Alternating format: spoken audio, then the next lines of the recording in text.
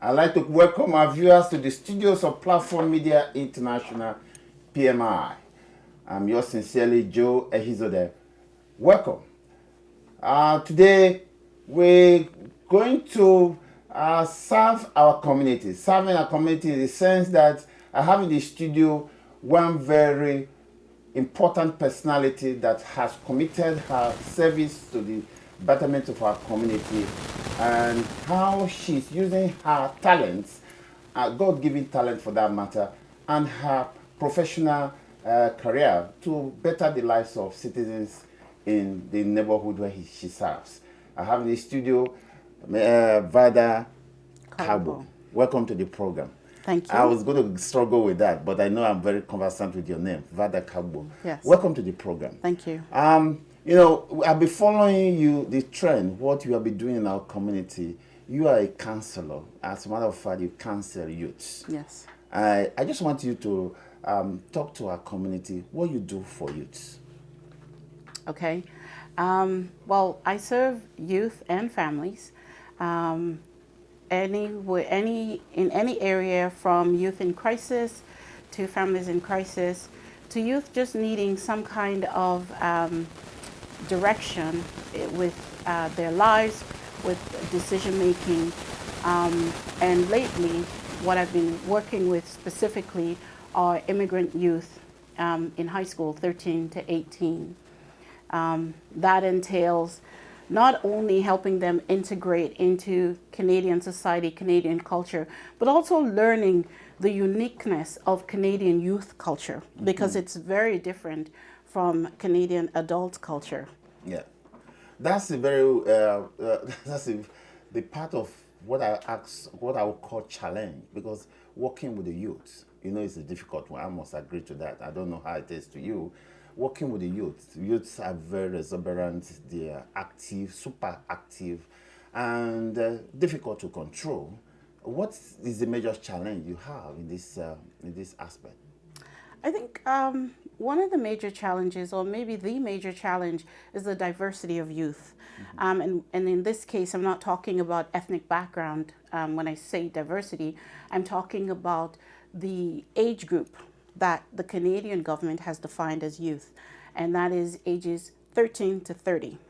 So as we all know, when people migrate from one country to another, especially coming into Canada, most of them come because they're looking for a better economic future.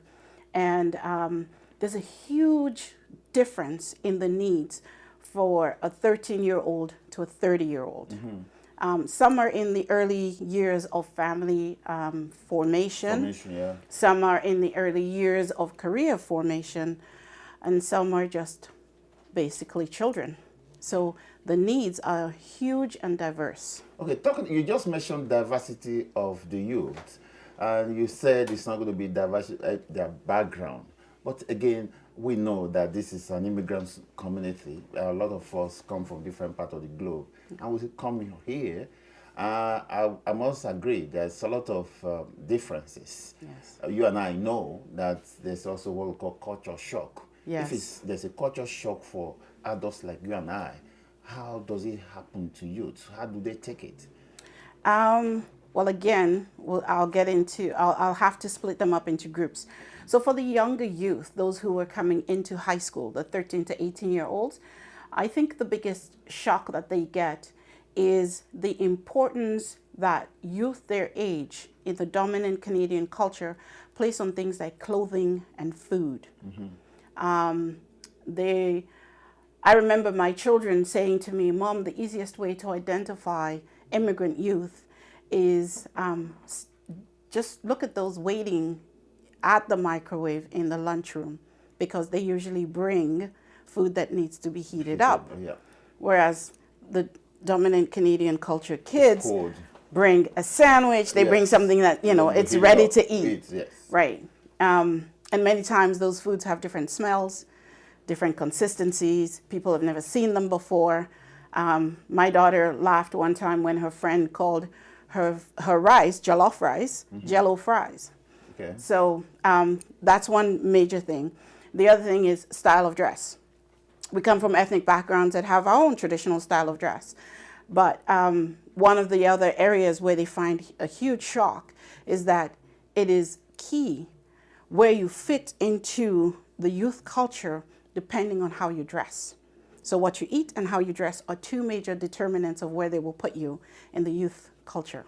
We're talking about, okay, let me quickly cut it short there. We're talking about food challenge. I came here as an adult and I traveled by road from Montreal to Vancouver, and that was about 5 days. Okay.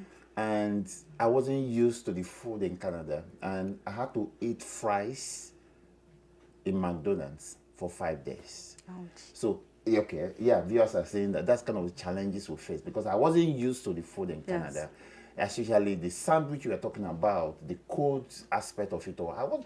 I want to have my food heated up. That was when I came. So imagine youth, children who come from outside the country, maybe from Middle East or Africa. How tough that would be for them. It's a very challenging time for them because again we're dealing with youth who are in the time of their life when they're going through their formative years. They're trying to define who I am as a person, what makes me distinct, what makes me the same, what makes me important, Different. what makes me not important, and then they're brought into a whole new culture that looks at all of those things that they may have already begun to establish completely differently. So it's a whole new ball game for them. So it's very significant in their lives. It may seem small to the adults. And then the other thing that makes that even more complicated, adds another layer of complication, is the fact that immigrants come in and they have to deal with the important stuff like housing. They need to find a place to live. Settlement. They need to find work to For pay food. those bills that don't wait for anybody. Even for food. And so children's clothing and what they take to school for lunch becomes really secondary for the parents, but that is the primary thing for the children. So it's quite complicated for So them. if I'm going to ask you, what drives you in doing this? What drives me? I think I myself, I'm a child of immigrant parents. So yes, I was born in Canada, but I also went to Sierra Leone when I was quite young. I was 8 years old when I went to Sierra Leone. And so I grew up there. And I spent my formative years in Sierra Leone. Okay. So when I came back to Canada, I was pretty much Okay, an an immigrant. immigrant, yeah. However, I was not considered an immigrant because none of my papers showed that That I you was were. an immigrant. So I couldn't access any of the services. I couldn't access any of the settlement services. I couldn't access anything that was out there for immigrants because as far as the legal status, I was Canadian. And so I was kind of floundering, and it took me a lot of time to learn things that I am now able to sit there and walk these young children through, Okay. the younger youth. And I haven't yet talked about the older youth, Other youth. right? Just the younger youth. They don't have to bump into a drug deal before they realize they've bumped into a drug deal and might have put themselves in danger, because some of the things we teach them is how to recognize a drug deal. They don't have to be sent on a drug errand before they realize, oh boy, I'm stuck because I've run an errand for him and now I could be in trouble, because we teach them these things. They don't have to fall into the hands of a potential prostitute ring because we're able to teach them the warning signs. So that's what drives me. The fact that I went through that, and I remember just really floundering, just really feeling my way through, not knowing what I was doing. But I am thankful because I had a father who taught me how to do research. He really stressed, if I ever asked him a question, he would say, why don't you go look it up in the encyclopedia? Go look it up in this. Go. So I learned how to do research, and that helped me a lot. And now I'm able to pass that on On to a these lighter young note, you just children. gave out your age now, because somebody like me, I never knew what was an encyclopedia. We check the dictionary, right? In your days, you check an encyclopedia or Google. I never grew up with Google.